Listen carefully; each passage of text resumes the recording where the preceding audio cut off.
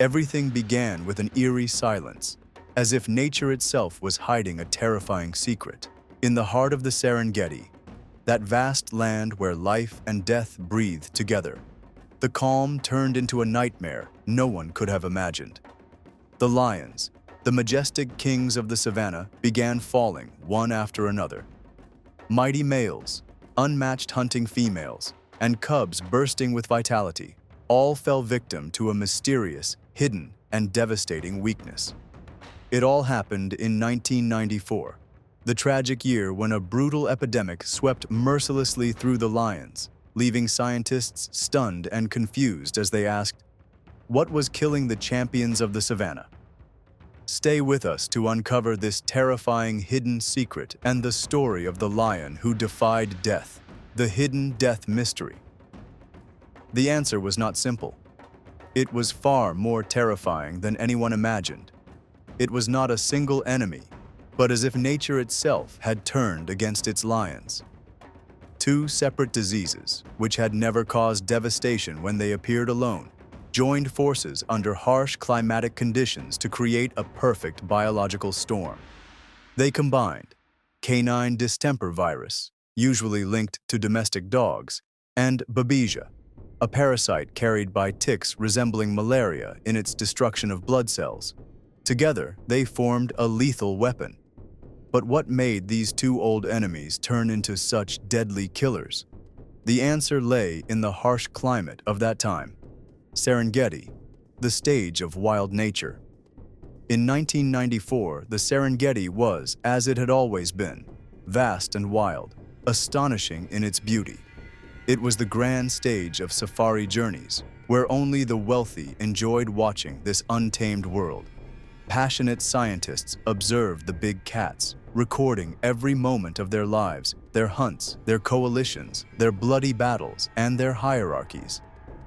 The lions were the undisputed stars, reigning over the savannah with their majestic presence. But that year, the term global warming began to echo in scientific circles, though still seen as a distant threat. For field experts, however, the signs were clear. Rainy seasons were shifting, droughts would last longer, and the ecosystem was losing the rhythm that had kept it balanced for thousands of years. Drought and flood, the beginning of disaster. Then suddenly, without warning, the lions began to wither. At first, the symptoms were subtle: clouded eyes, staggering steps, and a fading appetite. But within days, the condition escalated to seizures, internal bleeding, and inevitable death. Entire prides vanished as if a deadly phantom swept across the savannah. Panic struck scientists. What could kill lions this quickly? It required intensive international efforts to unravel the terrifying mystery.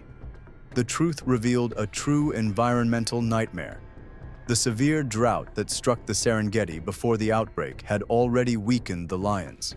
Many animals had died in the heat, and their carcasses became easy meals for the starving lions.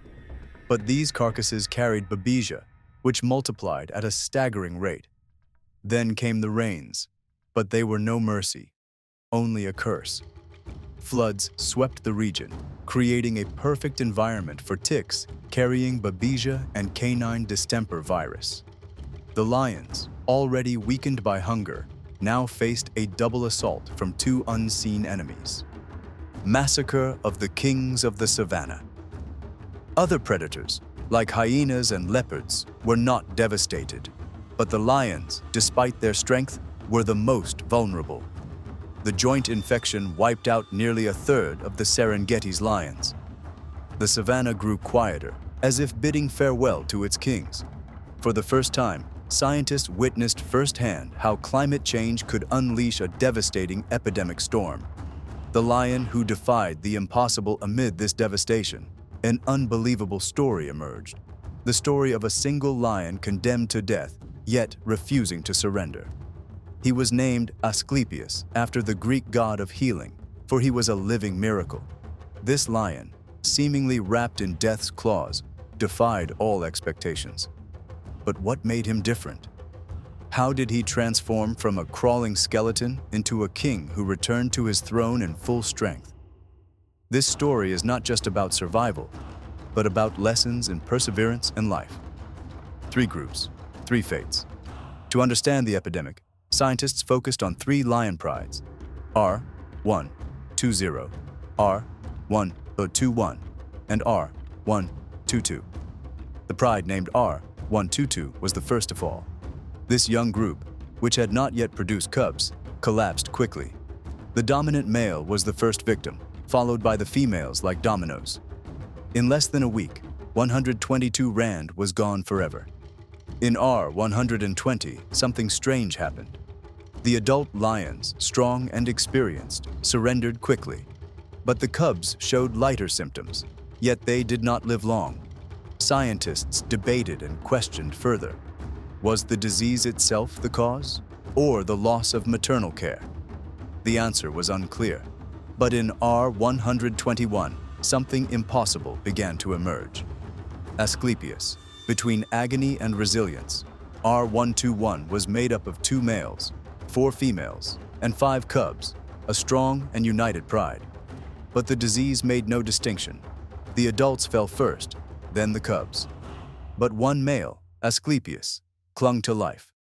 For over a month, scientists watched what they described as a slow torment. He crawled, emaciated to the bone, drank from tiny pools, and barely moved. He lay beneath a dead tree, motionless, until rodents mistook him for a corpse. Yet, in those moments of despair, he caught a mouse here, a lizard there. It was just enough to keep his heart beating. The turning point. Scientists prepared to record another death. But Asclepius refused the end. After 45 days of torment, the impossible happened. A jackal approached, thinking the lion dead, and bit him cautiously. In a primal surge, Asclepius rose and seized the jackal by the throat. That meal marked the beginning of his recovery. He did not stop with that prey. Asclepius devised a new, astonishing strategy. He would feign death, wait for vultures and small animals, then strike. With each catch, his body regained strength. He began to walk steadily, hunt carefully, and drink more. The disease seemed to retreat from his body, a scientific miracle. Asclepius became more than just a surviving lion. He was a scientific mystery. Did his blood hold the key to resisting both diseases? Could it save future generations of lions? Collecting a blood sample was risky. Sedating Asclepius might have killed him, and the scientists were not willing to take that chance.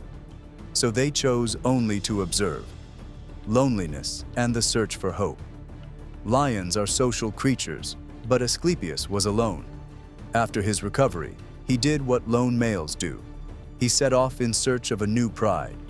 Along the way, he found a sick, frail lioness showing the same signs of disease. She accepted him instantly, but she died days later.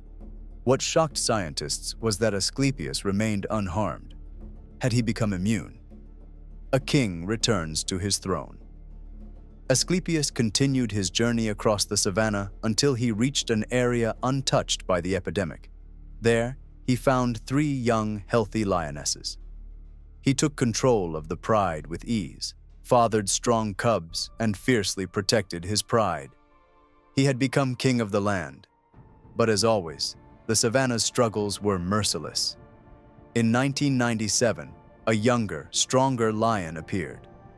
A brutal battle followed, and despite his courage, Asclepius was defeated and killed in the end. An unanswered mystery. After his death, scientists brought his body and examined every part, his blood, tissues, and bones. But they found nothing. No genetic mutations, no unique antibodies. Years later, a new theory emerged. Asclepius had survived because of what he ate, and through his unique and clever hunting strategies, he had sustained his immune system long enough to overcome the disease. A lesson from a king. Asclepius was not just a lion. He was a symbol of life and resilience. No matter how harsh and painful the circumstances, sometimes the solution is simpler than we imagine. Perseverance, willpower, and adaptability can create the impossible.